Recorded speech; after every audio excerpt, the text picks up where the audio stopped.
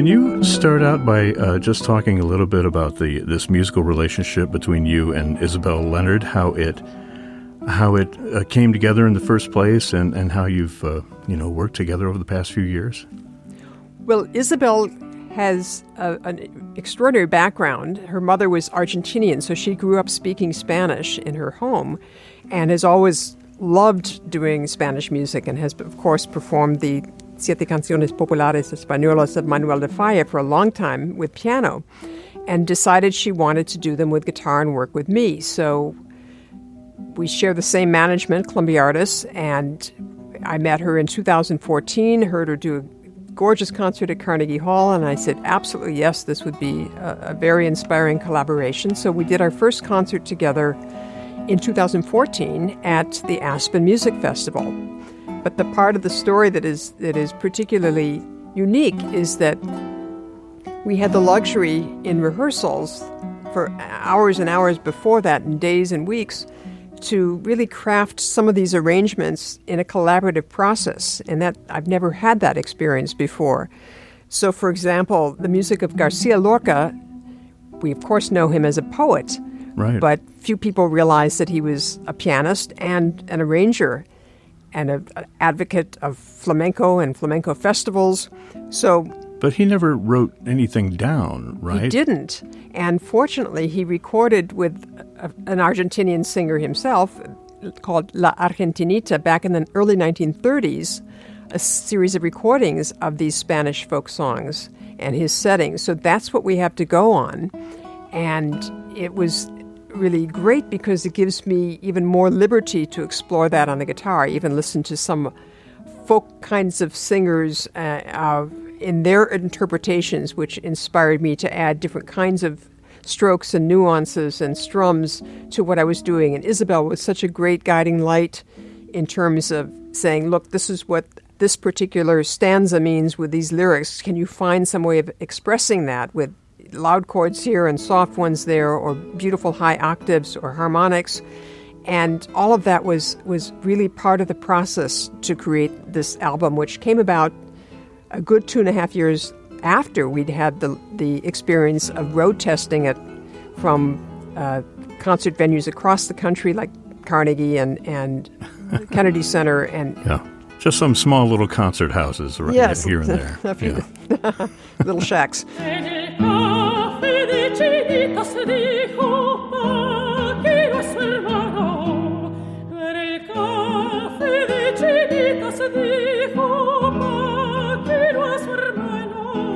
I find it really interesting to hear you talking about the collaborative process between you and Isabel, because you crafting your arrangements of these Garcia Lorca songs, which are beautiful, by the way, thank you, to fit her aesthetic as well and the things that she wants to do as a singer.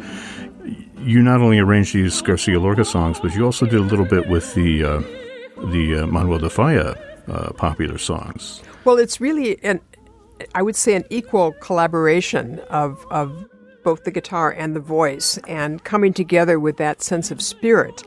And in the case of the de Falla, which I had performed for some time, these were arrangements set by Miguel Llobet and Emilio Pujol from Spain. I did some revisions, some at Isabel's encouragement. It really is bringing the music home, because if you listen to the 7 songs, they're inspired by the guitar. There's no way around that. And the guitar can do certain things that the piano simply can't, whether it's colors or whether it's flamenco-like strums or beautiful harmonics, or that connective portamento, we call it, between the notes, which is imitative of a singer. So you have almost mirror images happening sometimes. And that is part of the grace and beauty of the intimacy that comes by bringing the voice and the guitar together. Yeah. And some of the other arrangements, like Granada, I had done many years ago. This is a song inspired by the very place where Manuel de Falla and Garcia Lorca lived. Yeah. People may not know the connection between de Falla and Lorca. Do you want to just talk about that briefly? Well, at one point when they discovered that Lorca was on Franco's hit list, De offered to hide him in his cellar, and I visited that home where Falla lived. Really a little modest place with a beautiful panoramic view of the Alhambra out the window. And just to look there and think, this is what inspired all his great music. Wow. Yeah. And Lorca turned him down and was abducted and killed by Franco's fascists. And then De Falla feared that he would be next. So he fled to South America and pretty much left the home as it was in that escape.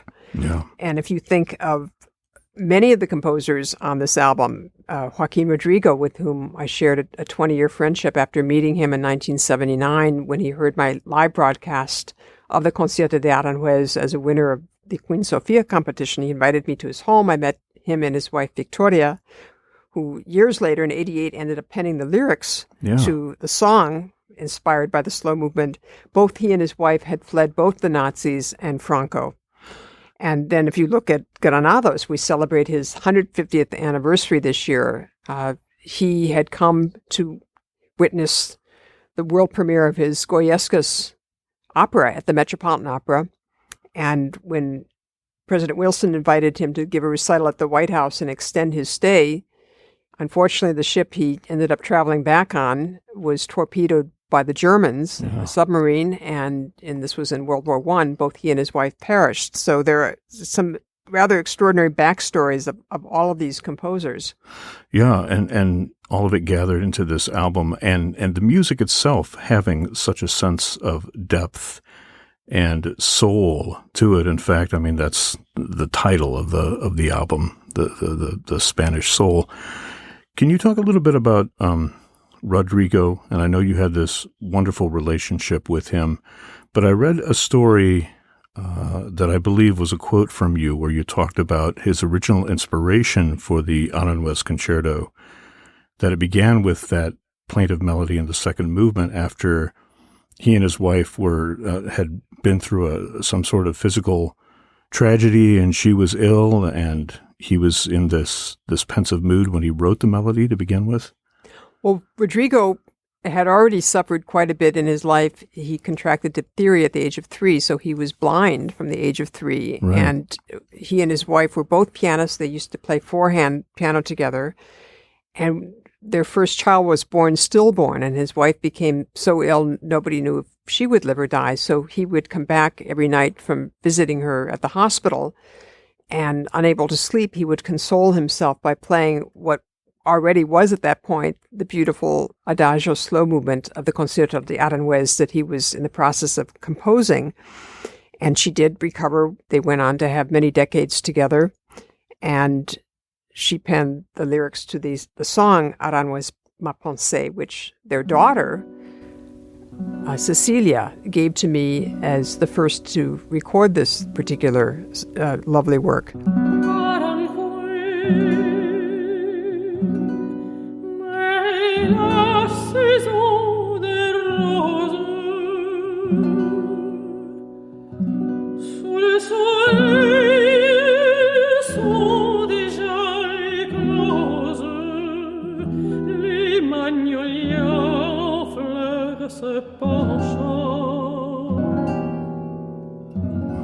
Wow, it's just amazing. It's the sense of history as well that you carry with you and that you put down on this disc. I want to ask you about your arrangement of Granada. You said that you did it a while ago? Yes, I was at a festival in France many years ago, and the director said, there's this lovely tenor from Spain who I think you should play Granada with him. Have you ever done it before? And I said, no, but I'll try to figure it out. So I made an arrangement. We did it, and it ended up being the hit of the whole season. And I always wanted to do this again. And in the collaboration with Isabel, we decided this would be our encore. And of course, on the piece, we also have a fun little 1-minute video in which you can hear a good portion of it. Yeah. It is a song that is considered to be perhaps the most famous in the world, and titled of the town where two of the composers lived. And even though Lara was Mexican, he really managed to capture the spirit of this amazing village. Granada, tierra tierra soñada por mí. Mi cantar se vuelve gitano cuando es para ti. You mentioned writing it originally for a tenor. We usually think of Granada as being sung like, it's like three tenors territory, pull out all the stops with the orchestra and showpieces and things like that. It's while it certainly has plenty of flash, it also has I would dare say, more substance with the guitar accompaniment. And I hear a lot of flamenco going on in there, and I assume that was intentional on your part. It really is, and so much of this music is inspired by the guitar and by flamenco music. So, as Isabel says, it's like bringing it home. And certainly Granada, when you think about the gypsies there, I had an experience myself where this was after meeting Rodrigo, the same trip, and I decided I wanted to see the beautiful Alhambra and spent a day touring the magnificent gardens of this 13th century palace. And then I wanted to explore the flamenco caves and followed my ear and heard some amazing guitar playing and wandered into a cave, and there was a fellow playing flamenco guitar. And when he finished, he thrust the guitar to me and he said, "Toca la guitarra." And I said, "Yes, but I'm here to hear you play." And he insisted in Spanish that I play. So turning the corners on me, I began to play some music of Albéniz, and within moments, the room filled up with a couple of dozen gypsies who made me their captive for the next hour, playing music from their country for them. It was such a remarkable experience. I've never forgotten it. I'm inspired to read your autobiography. I have to write it first.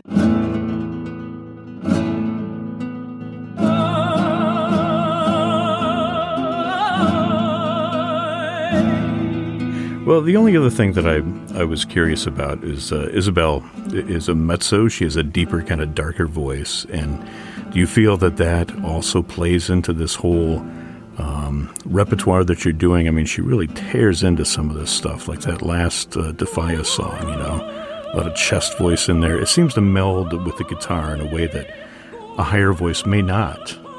It's so true. And that sort of gutsy, in the heart spirit is something that is so much a part of the cante hondo of flamenco. So you don't want to actually become a flamenco singer when you do this music because it is concert art song. But to bring that spirit, which she does to it, is so captivating and so beautiful. I remember when I once read through these songs with Victor de Los Angeles, she said to me that she wished she had the courage earlier to do it in that kind of flamenco-ish style, which she now felt free to do in her later life.